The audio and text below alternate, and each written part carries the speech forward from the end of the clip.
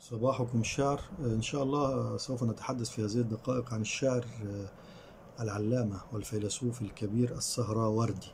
السهراوردي نسبة إلى سهراورد في إيران، وكانت إيران في الفترة دي في هذه الفترة تابعة للحكم الإسلامي، سواء الدولة الفاطمية أو الدولة العباسية أو الدولة الأيوبية.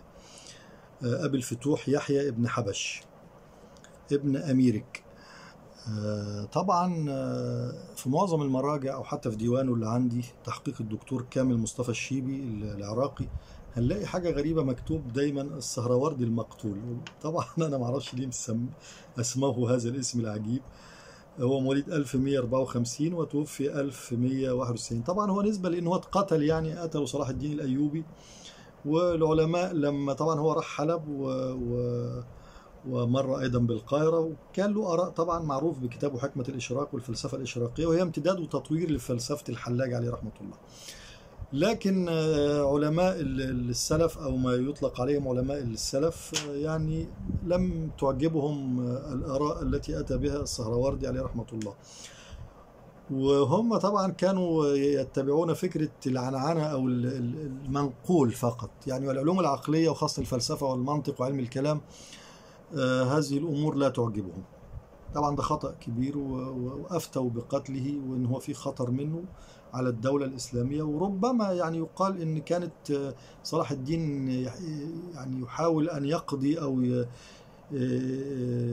ينهي ما تبقى من الدولة الفاطمية أو من يتذهبون بالمذهب الإسماعيلية. على كل، أنا لو أحب أن أسميه المقتول السهراوردي الشهيد أو السهراوردي الفيلسوف، السهراوردي الشاعر، السهراوردي الحكيم، إلى آخر هذه الأسماء التي تليق بقيمة وقامة هذا الرجل العملاق. هو طبعا خيروه بين أنه يموت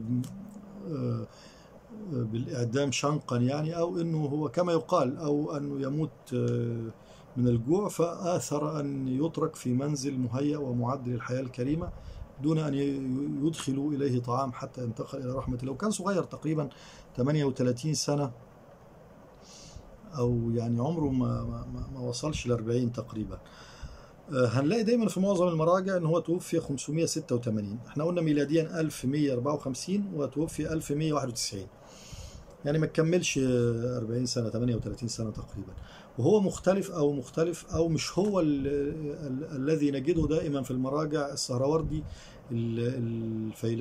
الصوفي صاحب كتاب عوارف المعارف. عوارف جمع عارفة، وطبعا العارفة اللي هو يدرك الشيء يعني على تمامه، أو إدراك الشيء على تمامه من باب المعرفة يعني والعلم. السهراوردي صاحب عوارف المعارف تقريبا في صلة قرابة بينهم، حين قرأت منذ زمن في صلة قرابة. توفيت السهراوردي صاحب عوارف المعارف ولد 539 وتوفي 632 هجريا، يعني الفترة الزمنية بينهم تقريبا 46 سنة فترة الوفاة، فربما عاصره أو ربما هو من أقاربه على ما أذكر، تقريبا أيضا نفس البلد. على كل، احنا مش هنحكي عنه كفيلسوف أو كحكيم أو كعالم، وإنما طبعا كشاعر. وطبعا في شعره يميل إلى التصوف ومدرسة الحلاج. اللي عايز يرجع ليه أو يتعرف عليه أكثر يعود إلى طبعا جوجل موجود، ومقدمة في الأعمال الكاملة ليه مطبوعة، وفي بداية الأعمال الكاملة موجود تعريف كامل. وأيضا عندي الدكتور كامل مصطفى الشيبي في تحقيقه لديوان السهراوردي المقتول أيضا عمل مقدمة رائعة عنه ومؤلفاته، وأيضا ذكر مخطوط عنه، وذكر ما كتب عنه أو ما كتبه عنه حسين أمين عليه رحمة الله، إلى آخر ما هو متاح وموجود في هذا الديوان. أنا هقرأ نماذج تدل على شعرته. أيضا قبل ما أقرأ النماذج من أشعاره، أيضا له شعر كتير مش شعر ومنسوب ليه، زي ما حصل مع ديوان الإمام الشافعي وديوان الإمام علي وديوان أبو بكر الصديق، معظمها طبعا أشعار تنسب إليهم وهي ليست له. أيضا مشهورة لي قصيدة جميلة وتغنى أيضا وينشدها المتصوفة دائما في الموالد وفي أيام سيدنا الحسين رضي الله عنه في طنطا لما زرنا السيد البدوي، في اسكندرية وفي أسيوط، شفنا ده كتير في الموالد لما كنا بنروح في فترة الشباب. وهي قصيدة أبدا تحن إليكم الأرواح من الكامل طبعا.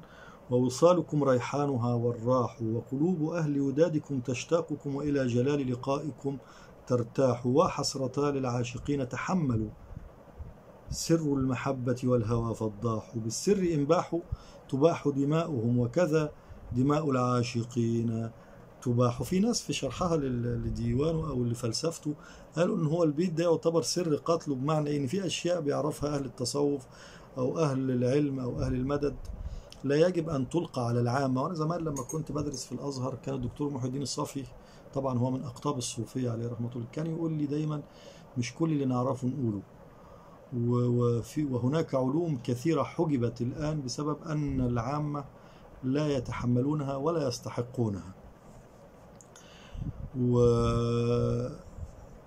واستدلوا على أن هذا البيت كان سببا لأنه كان متهور، يعني كان شباب وبيفرح بعلمه، وحكوا عنه طبعا حكاية غريبة مع والد صلاح الدين، طبعا مش وقت أن أنا أحكيها. بالسر إنباح، فهو معنى أن هو أباح بسره وبعلومه وبما أطلعه الله عليه، فكان سببا في قتله، لأن العامة وعقول الناس العادية لا تتحمل ما وصل إليه. بالسر إنباح تباح دماؤهم، وكذا دماء العاشقين تباح. وإذا هم كتموا تحدث عنهم عند الوشاة المدمع السحاح. وبدت شواهد للسقام عليهم، فيها لمشكل أمرهم إيضاح. أحبابنا ماذا الذي أفسدتم بجفائكم، غير الفساد صلاح. جودوا على مشتاقكم بلقائكم، فالصب عند لقائكم يرتاح. والآخر طبعا قصيدة جميلة وماتعة، ومنها البيت طبعا احنا قلنا الشهير فتشبهوا إن لم تكونوا مثلهم، إن التشبه بالكرام أو بالرجال فلاح. وأيضا له قصيدة جميلة هقرأ منها أبيات أيضا. أقول لجارتي من الوافر، أقول لجارتي والدمع جاري، ولعزم الرحيل إلى الديار، ذريني أن أسير فلا تنوحي، فإن الشهب أشرفها السواري، وسير السائرين إلى نجاحي، وحال المطرفين إلى البواري. وإني في الظلام رأيت ضوءا كأن الليل بدل بالنهار، ويأتيني من الصنعاء برك يذكرني به قرب المزار، أرضى بالإقامة في فلاة وفوق الفرقدين عرفت داري. لآخر طبعا القصيدة الجميلة. هو شاعر متصوف وشاعر حكيم وفيلسوف، ولا أحب أن يطلق عليه السهروردي المقتول، وإنما السهروردي الشاعر، السهروردي الحكيم. إذا لم ترد أنت أن تجعله في مصاف الشهداء ويعني تحجب عنه صفة الشهادة، فقل السهروردي الشاعر، السهروردي الفيلسوف، السهروردي الحكيم، السهروردي الشهيد. تحياتي، وإلى أن نلتقي مع شاعر آخر. إلى اللقاء.